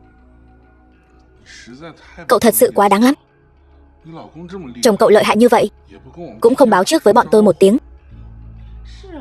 Phải đó, Tiểu Điệp, cậu rõ ràng gả cho một đại gia, còn nói mình lấy chồng không tốt. Có phải sợ tôi cướp chồng cậu không? Phương Hạo, chuyện này là sao? Sao là sao? Anh đừng có giả vờ khờ khạo với tôi. Anh mau khai ra đi. Trước đây, không phải tôi đã cứu Phương Lập Uy một mạng sao? Sau đó, lúc tôi gặp anh ta, thì vừa hay gặp Vương Tuấn Tỷ. Có lẽ anh ta tưởng tôi là họ hàng của Phương Lập Uy, cho nên mới cung kính với tôi như vậy. Thật sao? Thật. Tôi lừa cô làm gì? Hoàn cảnh gia đình tôi, cô còn không rõ sao? Hắn dám. Cái gì? Không có gì. Mau nghe hát đi. Tạ tổng đã bỏ ra một số tiền lớn để mời anh ta đến đấy. Gã này tuy hết thời rồi, nhưng cát xê vẫn phải lên đến hàng triệu. Tiếp theo tôi sẽ hát bài Điểm Mật Mật, tặng cho anh Phương và Phương phu nhân, chúc tình yêu ngọt ngào của họ. Đầu bạc răng long.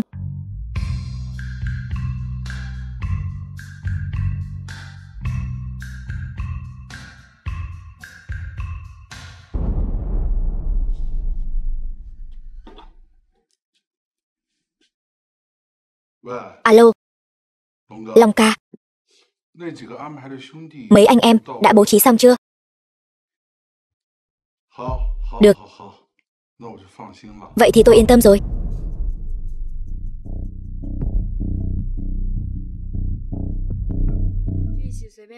Tuấn Tỷ hát vài bài mà kiếm được mấy triệu. Chả trách, người đời ai cũng muốn trở thành kẻ mạnh. Chúng ta cũng có thể trở thành người như vậy mà. Chúng ta hả? Kiếp sau đi. Ngồi cho vững, tôi tăng tốc đây. Không phải chứ. Anh lái nhanh vậy làm gì? Chúng ta đâu có vội. Có người theo dõi. Người nào? Không biết. Có thể là tên họ Tạ. Hắn theo dõi chúng ta làm gì? Cái này không chắc. Trước đây tôi từng có mâu thuẫn với hắn. Có thể hắn muốn trả thù tôi. Không chừng hắn muốn tìm tôi báo thù. Bọn chúng hình như có chuẩn bị mới đến. Làm sao bây giờ? Có tôi ở đây, cô đừng sợ. Cô ở trên xe đợi tôi.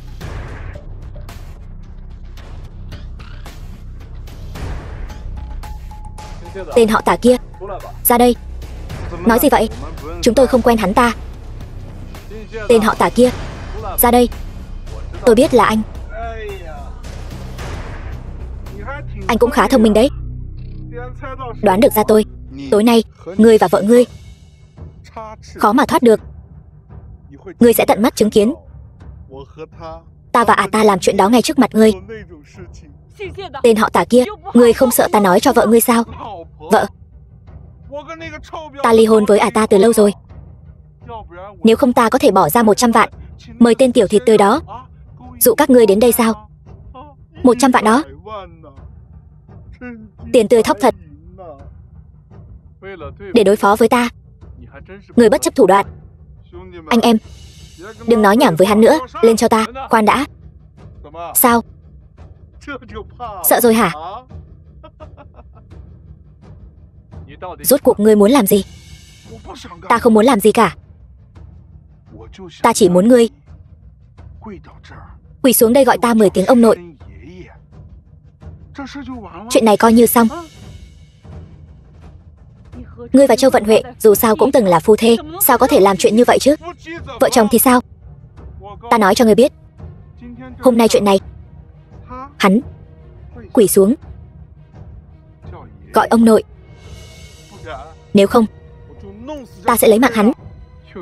Ngươi xứng để ta quỳ sao? Đến giờ còn bày đặt với ta hả? Ngươi có tin ta đánh cho ngươi quỳ xuống không? Phương Hạo. Tạ tổng. Phương Hạo kích động. Phương Hạo, mau quỳ xuống xin lỗi hắn ta đi. Thật ra chuyện này cũng đơn giản thôi. Tối nay ngươi đừng về nhà nữa. Ngươi đi khách sạn với ta. Sau đó chúng ta tâm sự một đêm với nhau. Thế nào? Phương Hạo, tính nhẫn nại của ta có hạn đấy. Ta đếm đến 3. Nếu ngươi không quỳ xuống, ta sẽ đánh cho ngươi quỳ xuống. Gọi ông nội, họ Tạ kia, ta đã cho ngươi cơ hội, là tự ngươi không biết trân trọng. Ngươi đúng là không thấy quan tài không rơi lệ. Các anh em, xông lên cho ta.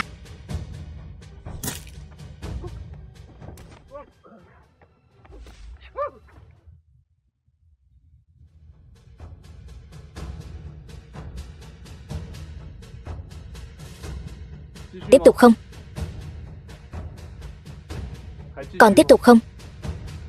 Không phải bảo ta gọi ngươi 10 tiếng ông nội sao? Ta đại ca, ngài đại nhân đại lượng, tha cho ta đi đại ca. Ta thật sự sai rồi. Những lời này để dành nói với cảnh sát đi. Ta không muốn ngồi tù đâu. Đại ca, ta không muốn ngồi tù. Phương Hạo, làm sao vậy? Tha cho hắn đi. Ngươi chắc chắn chứ? Dù sao hắn cũng là chồng cũ của bạn thân ta. Cảm ơn đại ca. Chúng ta lên xe. Phương Hạo, chuyện hôm nay cảm ơn ngươi. Chúng ta là phu thê mà. Cảm ơn gì chứ? Lái xe đi. Tối nay lên giường ngủ. Được. Phòng họp của tập đoàn Tiêu Thị, chuỗi vốn của công ty chúng ta lại một lần nữa đứt gãy. Các người có cách gì có thể giúp công ty vượt qua khó khăn này? Tiểu Điệp, cháu có biện pháp nào không? Ông nội, hiện tại cháu cũng không có nhiều tiền như vậy.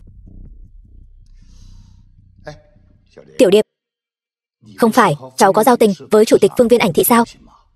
Cháu đi tìm hắn ta một lần đi. Không phải chúng ta mượn tiền, mà là kéo hắn ta vào đầu tư. Cháu thấy thế nào? Ông nội, cháu với chủ tịch Phương Viên Ảnh Thị không thân thiết. Bây giờ cháu đi tìm hắn ta cũng không đồng ý đâu. Xem ra cuối cùng vẫn phải để cháu ra tay cứu vớt Tiêu gia. Tiêu Vân, không phải cháu đã bị đá ra khỏi hội đồng quản trị rồi sao? Còn dám lên tiếng. Tại sao cháu không được lên tiếng? Cháu đã kéo về được 100 triệu tiền đầu tư. Nhưng nhà đầu tư này của ta có một yêu cầu. Chính là lúc cháu đi ký hợp đồng, cháu phải dẫn theo chị cháu cùng đến văn phòng hắn pha trà. Không thể nào. Tiêu Ngữ Điệp, chị có thái độ gì vậy? Chỉ bảo chị đi pha trà, chứ có bảo chị làm gì đâu. Rốt cuộc chị có phải người của Tiêu gia hay không? Tôi đã vì Tiêu gia hy sinh một lần rồi. Các người còn muốn dùng đạo đức trói buộc ta sao? Thôi, đừng cãi nhau nữa. Tiêu Vân, con nói nhà đầu tư này là ai? Tại sao lại muốn chị con đi pha trà cho hắn? Nhà đầu tư này của con họ Dương, chính là thương nhân đầu tư nổi tiếng Dương Văn Tài. Hiện tại trong tay hắn có dự án 1 tỷ. Hắn bằng lòng bỏ ra 100 triệu cho chúng ta, nhưng chỉ cần 40% cổ phần công ty chúng ta. Rất hơi. Tiểu Điệp, cháu thấy thế nào? Cháu đâu phải người chuyên pha trà. Nếu hắn thật sự thích uống trà, có thể tìm thợ pha trà. Người ta muốn chị đi, sao mà giống thợ pha trà chứ? Dù sao tôi cũng sẽ không đi. Được Tiêu Ngữ Điệp, chị cứ chờ đấy. Tôi nói cho chị biết, ba chúng ta là người đại diện của công ty. Nếu thật sự không trả được tiền, ba chắc chắn sẽ phải đi tù. Tiêu gia chúng ta đến mức này rồi sao? Mỗi lần đến thời khắc mấu chốt lại đem con gái trong nhà đi bán. Tiểu Điệp, vì lợi ích của Tiêu gia chúng ta, cháu hy sinh thêm một lần nữa đi.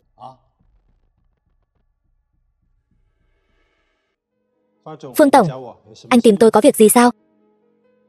Anh quen Dương Văn Tài không? Quen. Hắn là đại công tử nhà họ Dương.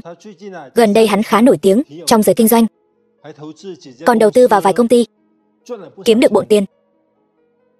Vậy Dương Văn Tài này là người thế nào? Về con người thì cũng bình thường thôi, nhưng hắn làm việc rất tàn độc. Những người đắc tội với hắn đều bị hắn âm thầm xử lý hết rồi. Dương Văn Tài háo sắc, chính là một tên cặn bã điển hình. Rất nhiều phụ nữ đã bị hắn ta đùa chơi. Điều này hắn ta che giấu rất kỹ, ngay cả người nhà hắn cũng không biết. Biết rồi, xuống đi. Chủ tịch, đây là báo cáo tài chính quý trước của công ty. Hai vị mời vào, mời bên này.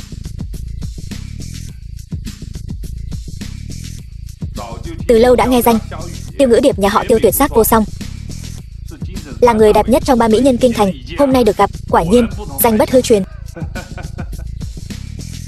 Dương Tổng, việc ngài muốn đầu tư vào tập đoàn Tiêu thị của chúng tôi đã bàn bạc xong rồi. Chuyện công việc để sau hãy nói. Chi tiết cụ thể tôi đã bàn bạc với Tiêu Vân rồi. Đã bàn bạc xong rồi thì chúng ta hãy ký hợp đồng trước đã. Tiêu tiểu thư, chúng ta không cần vội, thời gian còn nhiều mà. Chúng ta vẫn nên ký hợp đồng trước.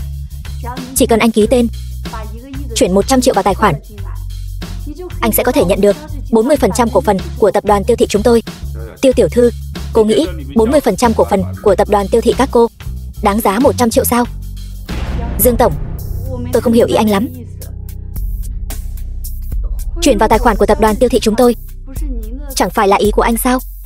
Tiêu tiểu thư, tôi tin rằng với tình hình hiện tại của nhà họ Tiêu, đừng như vậy, ông chủ Dương. Nếu tôi không gọi vốn, nhà họ Tiêu các cô sẽ lập tức phá sản.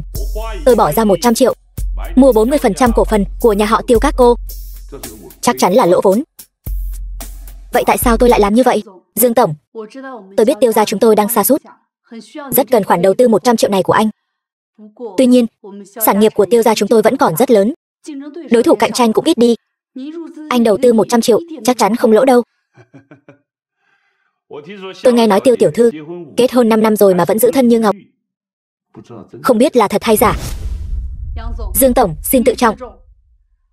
Tôi đến đây để bàn chuyện công việc, chứ không phải đến để bàn chuyện tầm phào. Tiêu Vân, chị gái cậu thật thú vị. Chỉ cần Dương Tổng thích là được. Nếu Dương Tổng không có tâm trạng bàn chuyện công việc, tôi xin phép không tiếp nữa.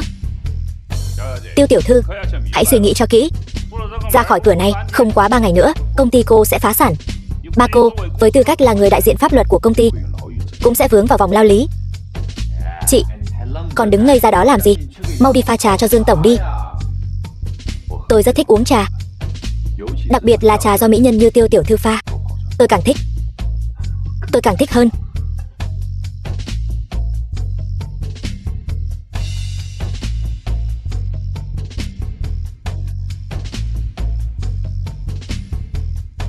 Dương Tổng, mời ngài dùng trà.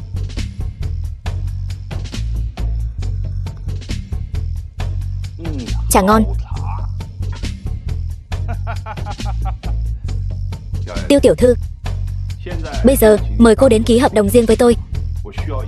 Tôi cần cô đọc từng chữ một cho tôi nghe.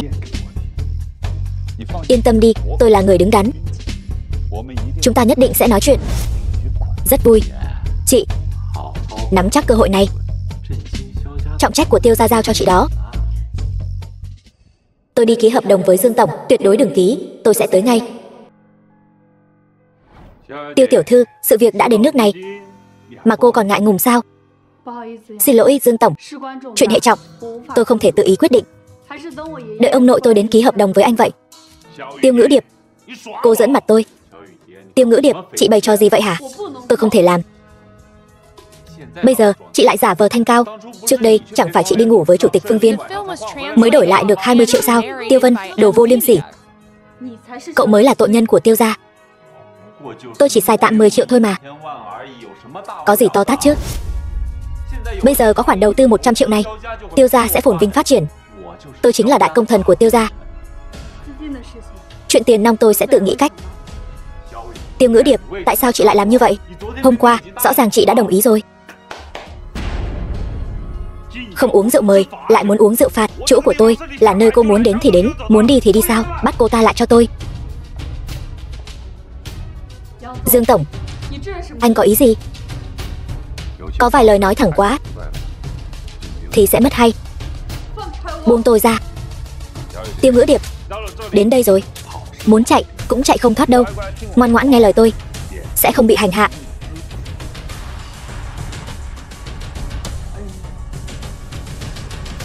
Làn da thật mịn màng, quả không hổ danh là đệ nhất mỹ nhân kinh thành.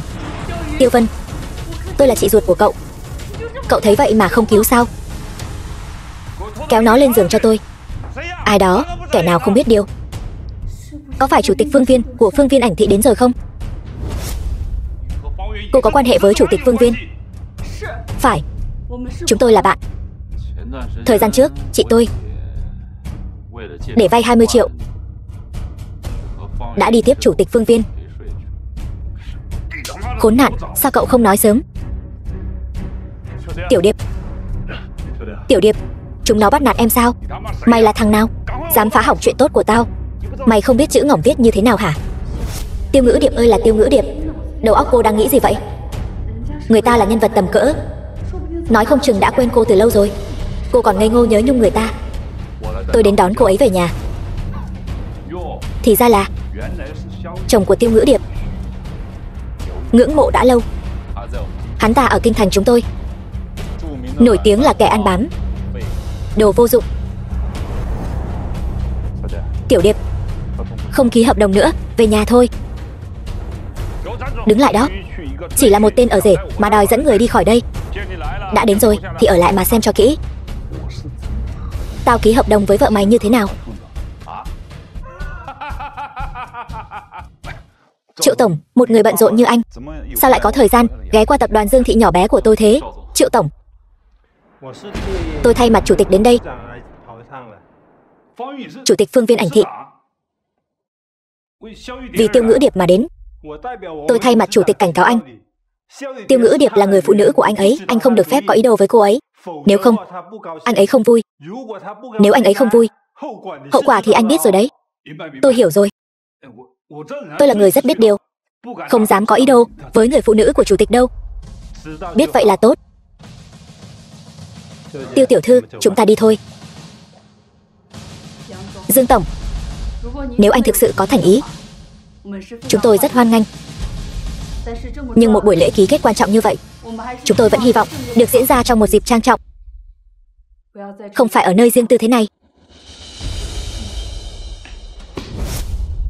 Tiêu Ngữ Điệp khốn nạn, Triệu Chí Lễ khốn nạn, xem tao xử lý chúng mày thế nào. Dương tổng, anh bớt giận. Bớt giận cái gì? Tao nói cho mày biết, hôm nay mày làm tao mất mặt như vậy, chuyện đầu tư 100 triệu vào Tiêu gia cũng hỏng rồi. Cút đi. Dương tổng, tao bảo mày cút, mày không nghe thấy sao? Dương tổng, chẳng phải anh muốn lên giường với chị tôi sao? Chỉ cần anh đồng ý tiếp tục đầu tư 100 triệu cho Tiêu gia và để tôi lên làm vị trí chủ tịch Tiêu thị, tôi có cách giúp anh.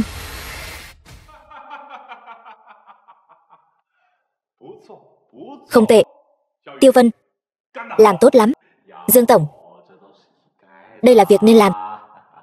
Hợp tác vui vẻ, tao đảm bảo mày sẽ trở thành chủ tịch Tiêu thị.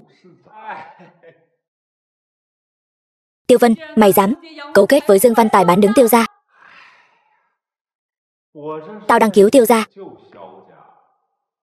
Ông nội đã già rồi, ông cũng nên rút lui về sau thôi. Chỉ có tao lên làm chủ tịch tập đoàn Tiêu thị mới có thể dẫn dắt Tiêu gia chúng ta từ một thời huy hoàng bước sang một thời huy hoàng khác. Dương Văn Tài, tôi khuyên anh tốt nhất đừng nên nghe theo nó. Còn hù dọa tôi sao? Nói thật cho cô biết, cả nhà hàng này đều là của tôi, cô không chạy được đâu. Vô liêm sỉ.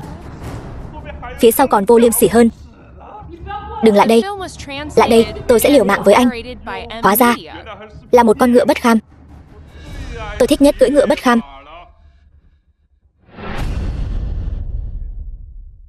Tiêu phu nhân, anh buông tôi ra. Ngươi là ai?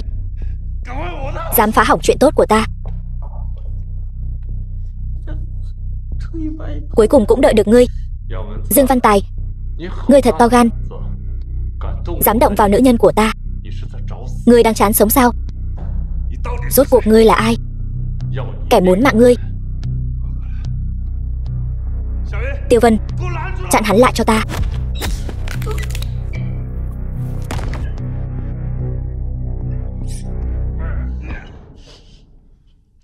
Ngươi không sao chứ? Ta sợ quá. Ta thật sự rất sợ. Không sao rồi. Bây giờ an toàn rồi. Chủ tịch, cảm ơn ngươi. Không có gì. Đây là điều ta nên làm. Chủ tịch, ta muốn nhìn xem trông ngươi như thế nào. Được không? Cô đang làm gì vậy? Tôi chỉ muốn xem ngài trông như thế nào. Không cần thiết đâu. Tôi không có ý gì khác. Tôi chỉ muốn nhớ kỹ dung mạo của ngài. Tôi muốn nhớ cả đời. Lỡ như dưới lớp mặt nạ này là một khuôn mặt mà cô không thích thì sao?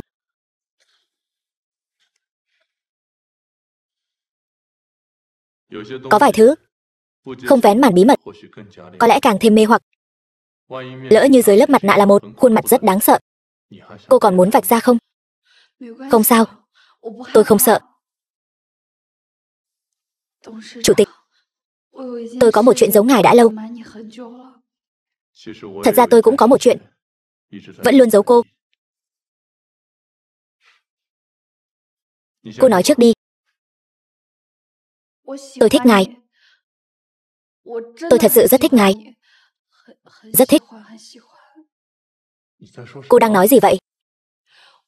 Tôi nói tôi thật sự rất thích ngài. Phải nói là tôi yêu ngài. Sao có thể? Chúng ta mới gặp 3 lần.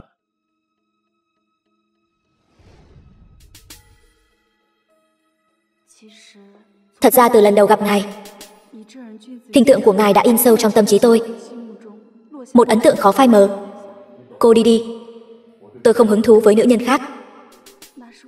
Đó là khoảng thời gian đau khổ nhất cuộc đời tôi. Sự xuất hiện của ngài khiến tôi nhận ra rằng trên đời này vẫn còn người quân tử.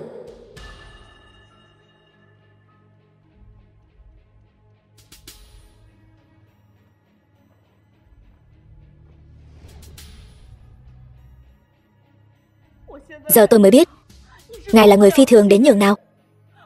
Tôi bắt đầu mơ mộng, tìm hiểu về ngài. Tôi chỉ muốn gặp ngài một lần. Nhưng mà nói ra cũng nực cười. Tôi còn chẳng biết ngài trông như thế nào. Tôi đã yêu ngài rồi. Nhưng mà cô đã kết hôn rồi phải không? Cô không sợ chồng cô đau lòng sao? Tôi sợ, nên tôi mới tự kiềm chế bản thân. Tôi luôn tự kiềm chế, không cho phép mình nghĩ đến ngài. Tôi không dám đi tìm ngài. Tôi luôn giấu kín tình cảm của mình. Nhưng mà bây giờ tôi không thể kiểm soát được nữa. Chủ tịch, tôi yêu ngài.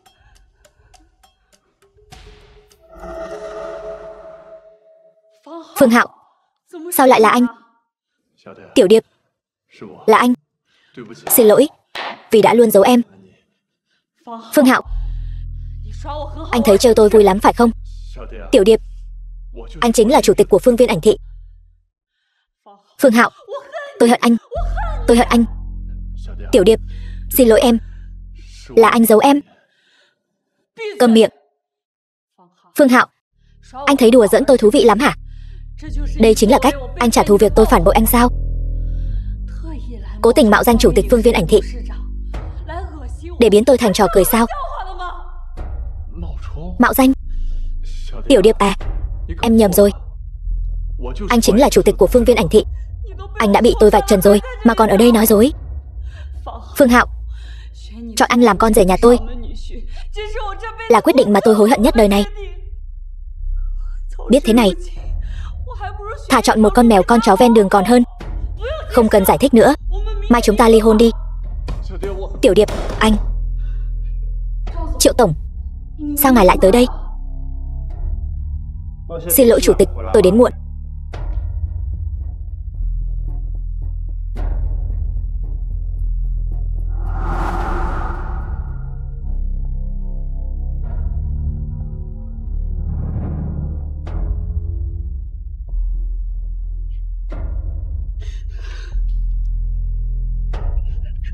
Phương Hạo, thì ra anh không lừa tôi. Thì ra anh vẫn luôn bảo vệ tôi.